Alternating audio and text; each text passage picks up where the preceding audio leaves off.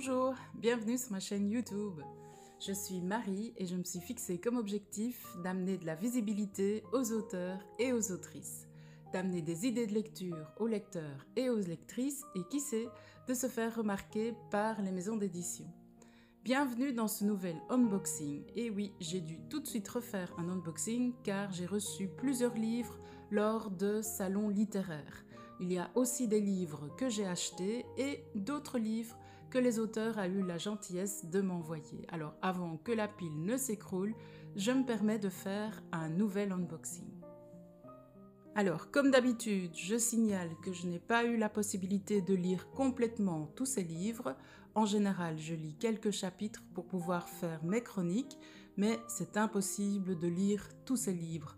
Par contre, je me suis fixée de le faire, c'est juste que ça va me prendre un petit peu plus de temps. Comme d'habitude, vous verrez également que les genres sont tout mélangés. C'est exactement comme ça que j'aime les découvrir.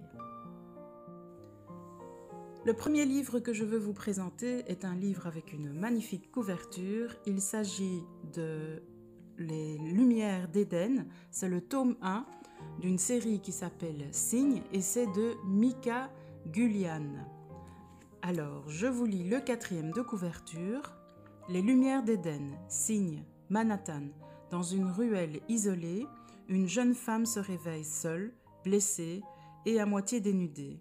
Que lui est-il arrivé ? Sa mémoire semble complètement vidée du moindre souvenir. Son seul indice, un papier au fond de sa poche sur lequel figure un prénom, Mary.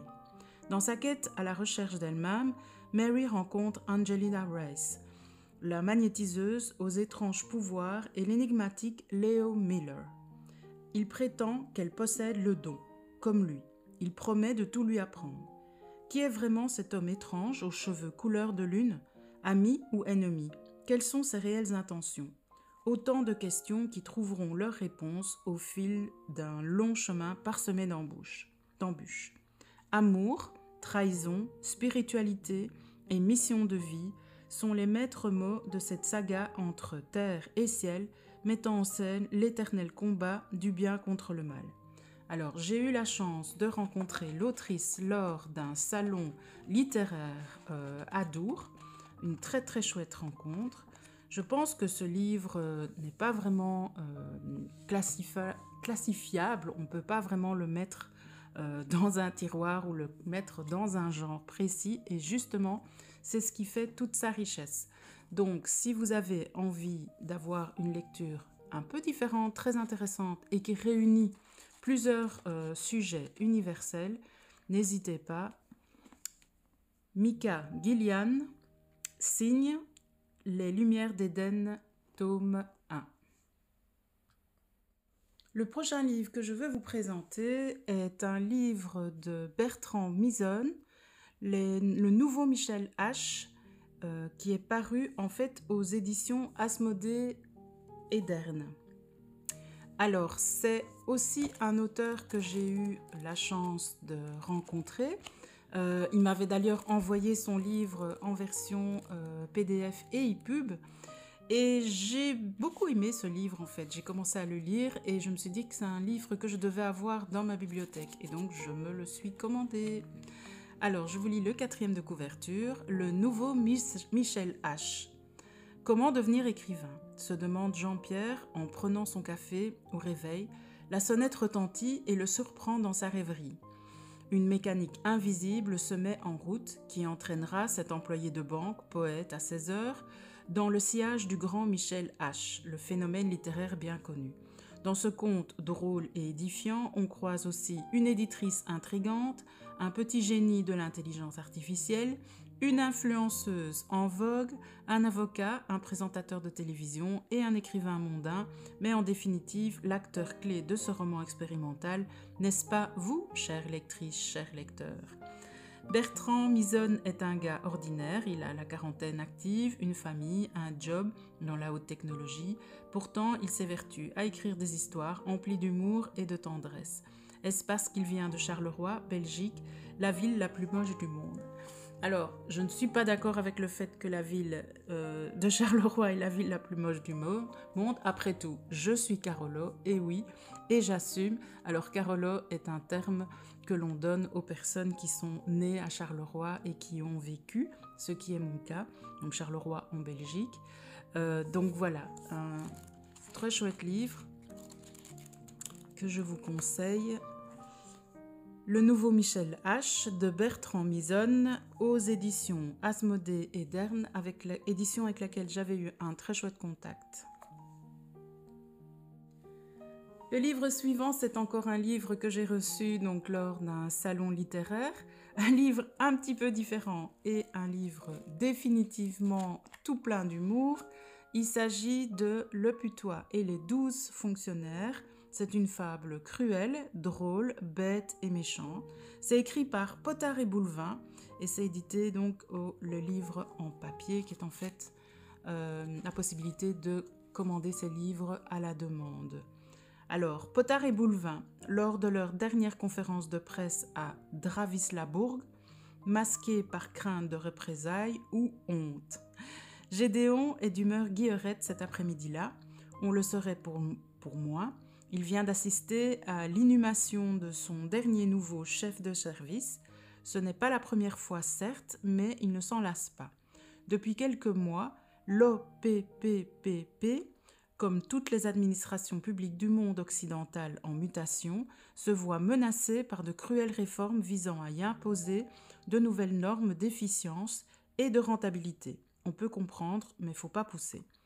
Mais voilà, l'efficacité pour l'Office, créé sur un malentendu, est chargée de la prospection et de la promotion du pétrole, est un objectif inaccessible. La Polarie n'a jamais recelé la moindre trace d'hydrocarbures, la moindre goutte d'or noir. L'arrivée d'un redoutable directeur et d'inattendus bouleversements politiques placeront nos fonctionnaires et leurs terrifiants putois face à ce dilemme, se soumettre ou résister, mordre ou être dévoré. Voilà, donc c'est un petit livre qui est clairement sur le mode d'humour.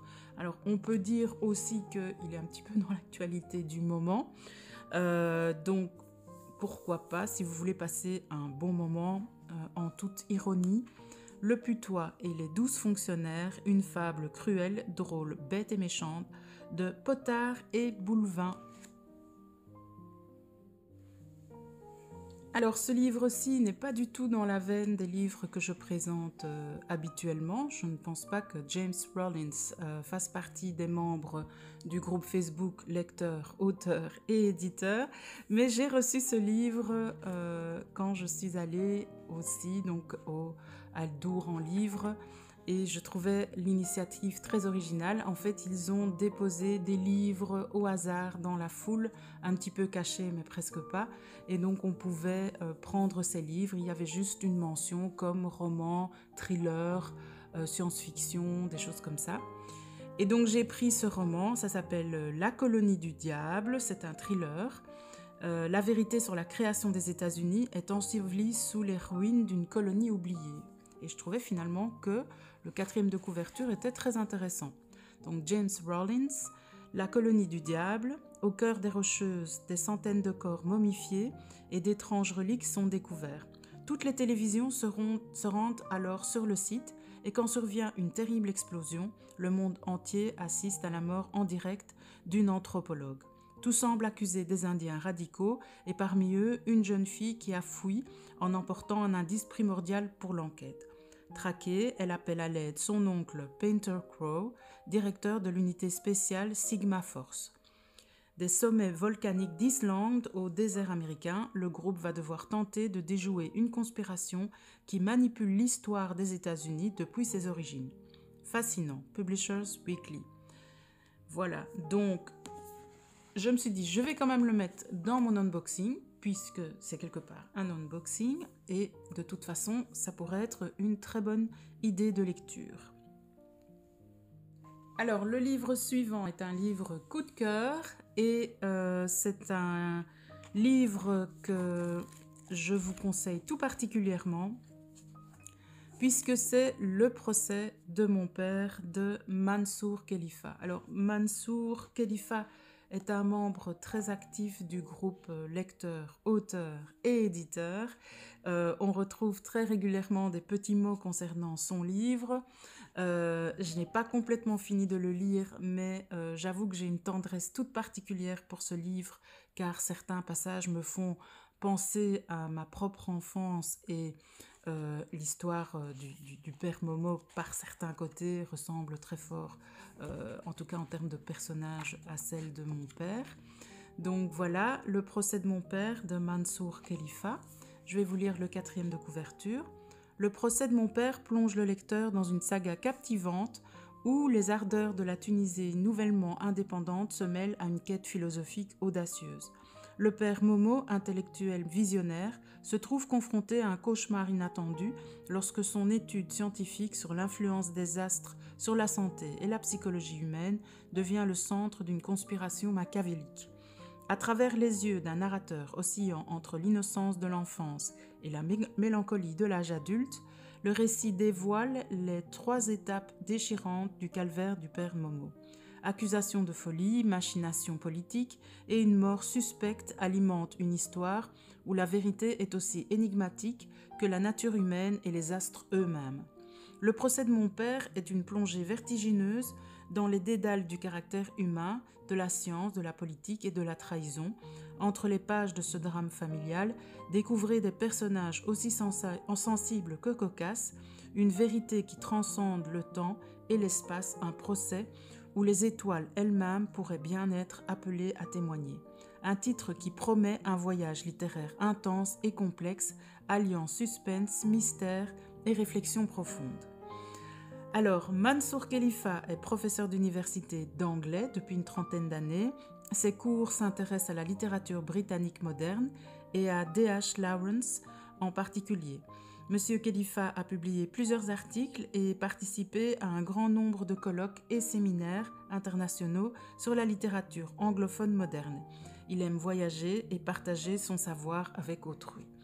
Voilà, si vous voulez une histoire authentique, franchement, je vous conseille ce magnifique livre de Mansour Khalifa, Le procès de mon père. Le prochain livre que je vous présente est un livre plutôt pour jeunes adultes. Alors, c'est vrai que je n'ai pas encore fait énormément de livres jeunesse. C'est pas encore vraiment quelque chose avec laquelle je me sens très à l'aise et pourtant ô combien nécessaire. Alors, il s'agit en fait du Le secret d'Arcadius de Joël Lartelier, avec une très belle couverture. Je vais vous lire le 4e de couverture. En l'an 1259, vous aidez Chadwick, un enlumineur, Bleuhen, son jeune apprenti copiste miniaturiste, part à la recherche d'un livre dérobé. Ses pas l'entraînent vers un étang aux yeux sinoples. Là, il découvre le royaume d'Arcadius et son univers étrange. Ce souverain divulguera-t-il les secrets qui entourent sa famille et régissent son peuple? Dans un pays où mensonges vrais et vérités fausses se confondent, Bleuhen pourra-t-il convaincre ce roi de rendre le manuscrit? Voilà, donc c'est un très beau petit livre idéal pour notre jeunesse. Et alors ce que je trouve très sympa en fait dans ce livre, c'est qu'il y a des poèmes et je pense que c'est vraiment primordial de faire découvrir à notre jeunesse la poésie. Donc c'est vraiment un petit livre que l'on peut offrir et je remercie Joël Lartelier de me l'avoir offert et de m'avoir fait découvrir son univers. Alors il faut aussi savoir que Joël Lartelier participe aussi à des animations théâtrales et donc c'est quelqu'un de très dynamique et qui est dans beaucoup d'initiatives. Voilà. Le prochain livre que je vous présente, c'est un livre de Gracieuse Robert, Les Gracieuses Notices. Alors j'ai rencontré Gracieuse il y a déjà quelques temps, peut-être même 1 ou 2 années, et j'avais tout de suite été emballée par son univers qui n'est semblable à rien d'autre. Alors elle a déjà écrit plusieurs livres, donc je vous encourage à aller par exemple sur Amazon Vous tapez Gracieuse Robert et vous allez avoir l'ensemble des livres qu'elle a écrits. Elle a aussi une chaîne YouTube et un compte Facebook. Je vous encourage à aller découvrir son univers. Je vous lis le 4e de couverture de ce livre-ci. Ces notices vous plaisent, c'est moi qui les ai écrites. Elles sont utiles pour toutes les situations ordinaires ou extraordinaires de la vie. Vous êtes grande, j'ai une notice pour vous. Une femme qui conduit, une femme avec l'esprit mal tourné, lisez ce recueil, vous trouverez votre notice. Vous êtes un homme, vous saurez comment les femmes fonctionnent. Vous êtes un couple, attendez le prochain recueil. Voix off de l'assistant. Gracieuse veut donc dire que si vous êtes frustré de ne pas trouver une notice qui vous correspond, vous pouvez lire un horoscope. À chaque événement, son horoscope. Que demande le peuple ? Il ne reste qu'à acheter le livre, gagner un concours pour l'avoir gratuitement ou se le faire offrir à l'occasion d'une fête pour le lire. Et voilà, donc moi, je me le suis offert. Et comme j'ai revu Gracieuse ici lors d'un des derniers salons littéraires où j'ai été, elle a eu la gentillesse de me faire une dédicace. Voilà. Donc Gracieuse Robert, les Gracieuses Notices. Alors on a la chance aussi de collaborer avec Gracieuse pour une de ses couvertures. Et c'est une très chouette collaboration dont vous verrez bientôt les résultats sur les réseaux sociaux. Alors, le prochain livre vient aussi d'une rencontre. En fait, là, la personne m'a contactée. Il s'agit d'Isabelle Mériot. Alors, il faut savoir que Isabelle, en fait, est au Canada et que c'est parfois un peu compliqué d'avoir ce qu'on appelle des services presse, hein, les fameux SP du Canada, parce que, bon, ben, par exemple, la dernière fois qu'on a essayé, j'ai perdu le livre s'est perdu. J'ai dû payer une taxe à l'importation pour un livre qui finalement n'est jamais arrivé. Donc c'est un peu compliqué. Donc qu'est-ce que j'ai fait ? Je me suis, entre guillemets, commandé le livre à moi-même et Isabelle me l'a offert. Voilà, oui, c'est pour l'anecdote. Hein. Alors, un très beau, très gros livre. Isabelle Mériot dit elle-même que c'est un pavé, je confirme. Ça s'appelle Anima Mundi, l'âme démon. C'est le tome 1, le livre de Lucie. Alors, je vous lis le 4e de couverture. Donc, Anima Mundi, le livre de Lucie. Et si nous nous retrouvions de vie en vie, pour le meilleur ou pour le pire, avec une implacable constance. Lucie, gendarme responsable de scènes de crime, enquête sur la mort d'un policier qui n'est autre que l'ancien coéquipier de son fiancé, mystérieusement assassiné 10 ans plus tôt. Elle le sent, ce second meurtre lui apportera les réponses qu'elle attend désespérément. Suivant la piste des empreintes, elle remonte à une 3e mort violente datant des années 30 dans l'Allemagne nazie. Comment ont-elles pu se retrouver sur 3 scènes de crimes différentes à des décennies d'écart ? Et pourquoi son grand-père se considère-t-il responsable de la mort de David, son fiancé ? Quel secret sa famille cache-t-elle ? Qui est Dale Pox Nilblammer, qui la séduit et l'emmène explorer les archives dans son château pour son enquête. Lucie va plonger tête la première dans ces mystères, accompagnée par son Doberman, mais aussi par des rêves troublants qui la transportent dans un monde oublié qui lui paraît pourtant si vivant et vibrant. De la France au Pays de Galles, de la Grèce à l'Égypte antique, Anima Mundi offre un intrigant voyage à travers l'espace et le temps, un roman unique que l'on ne parvient pas à lâcher. La réincarnation est un sujet qui fait plus que passionner l'auteur, car depuis un accident à l'âge de 2 ans qui aurait dû la laisser pour morte, elle vit cette manière d'être au monde comme une évidence incontournable. C'est vers 10 ans qu'elle découvre que le phénomène qui l'intrigue porte un nom et qu'elle ne va pas se réincarner en chaise, en chat ou en papillon. Dès l'âge de 7 ans, elle sait qu'elle écrira. Mais ce n'est qu'en partant de l'école des sous-officiers d'actifs qu'elle a le déclic et passe ses nuits à rédiger le premier jet de cette histoire. Isabelle Mériot a une vie professionnelle foisonnante et se définit comme un chat avec 9 vies. Elle rajoute en riant qu'elle en a déjà eu 10 et qu'elle est repartie au Québec débuter la 11e. Elle vous invite à la suivre dans son monde riche et intense. Laissez-vous porter d'époque en intrigue, laissez-vous bercer et captiver au fil de sa narration. Voilà, Anima Mundi, donc vraiment un livre avec une histoire très intéressante que je vous conseille. Et c'est un livre d'Isabelle Mériot. Et last but not least, comme je dis toujours, pour cet unboxing, c'est un livre de Daniel Charneux, Deux reines pour un trône, aux éditions Asmodée Edern. Alors Daniel Charneux, c'est aussi une rencontre que j'ai eue donc lors de Dour en livre. Et en fait, ce monsieur a écrit d'autres livres. Donc là aussi, si vous êtes curieux, curieuse, n'hésitez pas à aller voir les autres livres qui ont été écrits par cet auteur.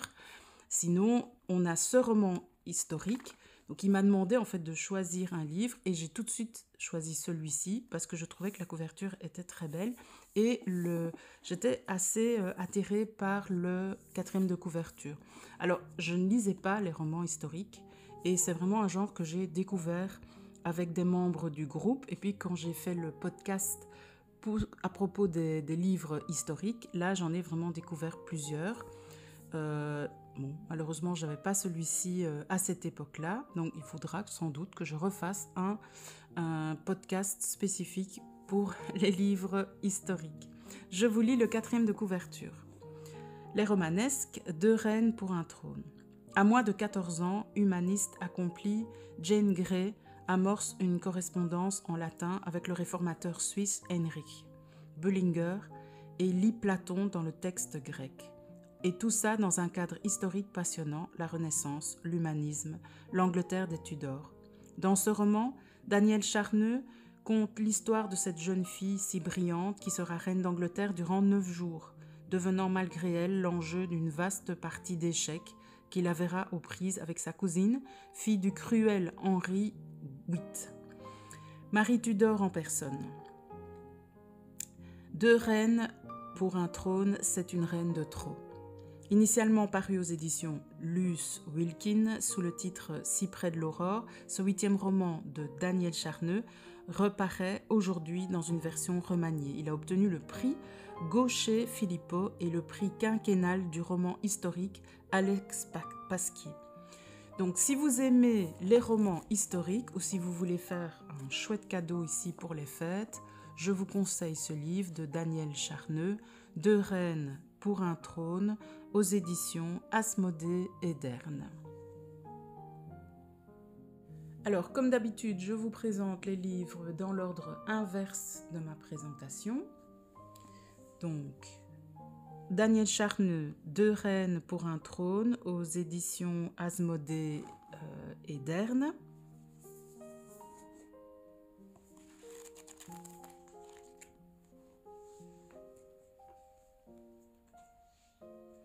Anima Mundi d'Isabelle Mériot, L'âme des mondes, tome 1, le livre de Lucie.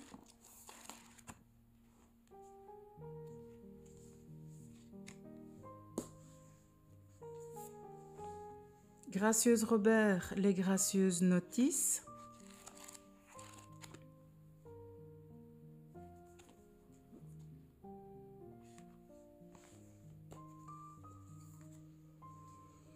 Le secret d'Arcadius de Joël Lartelier.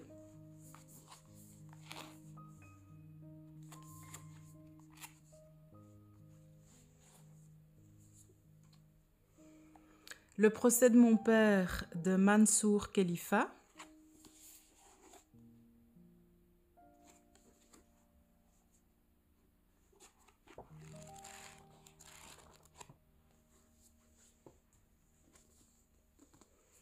James Rollins, La colonie du diable, un thriller.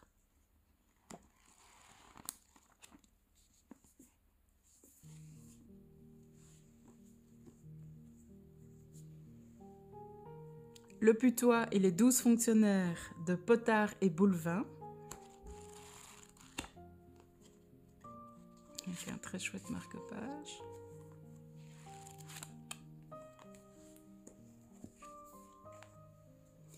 Bertrand Misonne, Le nouveau Michel H. d'Asmodée Edern.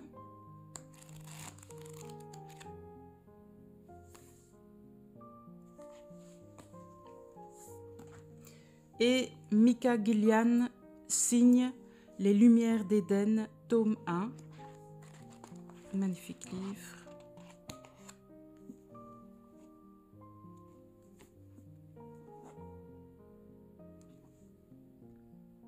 Et voilà, merci de m'avoir écouté. N'hésitez pas à me mettre un pouce et à vous abonner à la chaîne. Vous pouvez également brancher les notifications pour ne rien manquer.